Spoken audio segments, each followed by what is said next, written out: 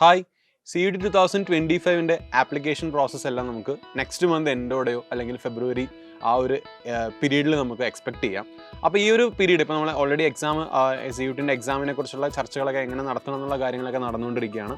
അതിനുശേഷം മാത്രമേ പുതിയ വെബ്സൈറ്റ് ഓപ്പൺ ആകത്തുള്ളൂ. അപ്പോൾ ഈ ഒരു പീരീഡ് എന്ന് പറയുന്നത് നിങ്ങളെ സംബന്ധിച്ചിടത്തോളം പ്രോപ്പറായിട്ട് നിങ്ങളുടെ കോഴ്സുകൾ മനസ്സിലാക്കുകയും യൂണിവേഴ്സിറ്റീസിനെ കുറിച്ച് അറിയുകയും ഇങ്ങനെയുള്ള കാര്യങ്ങൾ ചെയ്യുക എന്നുള്ളതാണ് ഈ ഒരു പീരീഡ്.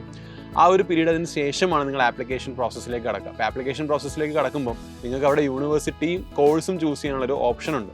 അപ്പോൾ നമ്മൾ ഔട്ട് ഓഫ് ദ ബ്ലൂ നമുക്കൊന്നും അറിയാതെ വെറുതെ കുറേ യൂണിവേഴ്സിറ്റീസും കോഴ്സുകളും കൊടുത്തത് കൊണ്ട് നമുക്ക് കാര്യമില്ല. നമുക്ക് പ്രോപ്പറായിട്ട് യൂണിവേഴ്സിറ്റിനെ കുറിച്ചും അവിടെ ഓഫർ ചെയ്യുന്ന കോഴ്സുകളെ കുറിച്ചും നല്ലൊരു നോളജ് വേണം.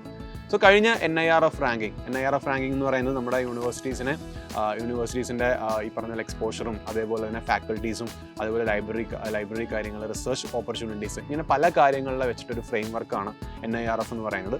NIRF 2024 നമ്മുടെ CUT-യിൽ ഓഫർ ചെയ്യുന്ന അല്ലെങ്കിൽ CUT-യിലെ പ്രധാനപ്പെട്ട യൂണിവേഴ്സിറ്റീസിൽ ടോപ്പ് 20-ൽ തന്നെ, അതായത് ഇന്ത്യയിൽ തന്നെ ടോപ്പ് 20 യൂണിവേഴ്സിറ്റി തന്നെ നമ്മുടെ CUT ഓഫർ ചെയ്യുന്ന പ്രധാനപ്പെട്ട യൂണിവേഴ്സിറ്റികളെല്ലാം റാങ്കിങ്ങിൽ വന്നിട്ടുണ്ടായിരുന്നു.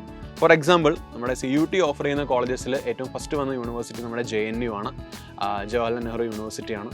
അതേപോലെ തന്നെ ജാമിയ മിലിയ ഇസ്ലാമിയ വന്നിട്ടുണ്ട്. സിമിലർലി ബനാറസ് ഹിന്ദു യൂണിവേഴ്സിറ്റി വന്നിട്ടുണ്ട്, യൂണിവേഴ്സിറ്റി ഓഫ് ഡൽഹി വന്നിട്ടുണ്ട്, അലിഗഡ് മുസ്ലിം യൂണിവേഴ്സിറ്റി വന്നിട്ടുണ്ട്, യൂണിവേഴ്സിറ്റി ഓഫ് ഹൈദരാബാദ് വന്നിട്ടുണ്ട്. അപ്പോൾ ടോപ്പ് 20-ൽ തന്നെ ഈ പറഞ്ഞ കോളേജുകളെല്ലാം ഇടം പിടിച്ചിട്ടുണ്ട്.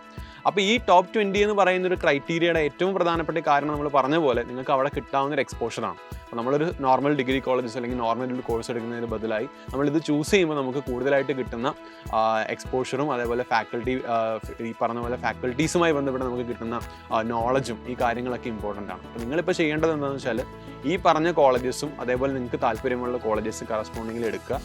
അത് നോക്കി നിങ്ങൾക്ക് സ്യൂട്ടബിൾ ആയിട്ടുള്ള കോഴ്സസ് ചൂസ് ചെയ്യുക. പറ്റുമെങ്കിൽ നിങ്ങൾക്ക് ഈ പറഞ്ഞ പോലെ ഇപ്പോൾ നിങ്ങൾക്ക് LinkedIn വഴിയോ ഇതുപോലെ ഈ യൂണിവേഴ്സിറ്റീസിലുള്ള അലൂമിനീസുമായിട്ട് നിങ്ങൾക്ക് കോൺടാക്ട് ചെയ്യാം. ആ യൂണിവേഴ്സിറ്റി നിങ്ങൾക്ക് എത്രത്തോളം ഹെൽപ്പ് ചെയ്തിട്ടുണ്ട്, അവരെ എത്രത്തോളം ആ കോഴ്സിന് ഹെൽപ്പ് ചെയ്തിട്ടുണ്ട്. അപ്പോൾ ഇതൊക്കെ നിങ്ങൾക്ക് ഒരു വേ ആണ്.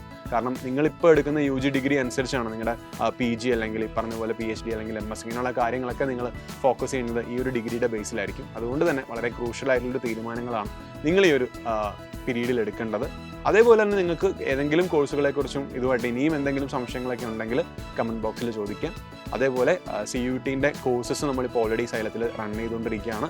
അതിനെക്കുറിച്ച് കൂടുതൽ ഡീറ്റെയിൽസ് അറിയാൻ വേണ്ടി നിങ്ങൾ കമൻറ്റ് ബോക്സിൽ ചോദിക്കാവുന്നതാണ്. നമ്മളിപ്പോൾ അതിൻ്റെ ക്ലാസ്സസ് സ്റ്റാർട്ട് ചെയ്തിട്ടേ ഉള്ളൂ. സോ എക്സാം ഓറിയൻറ്റഡ് ബാക്കിയുള്ള കാര്യങ്ങളൊക്കെ നമുക്കിനി വരുന്ന ചാനലിൽ നമ്മൾ അപ്ഡേറ്റ് ചെയ്യുന്നതായിരിക്കും. All the very best. See you soon.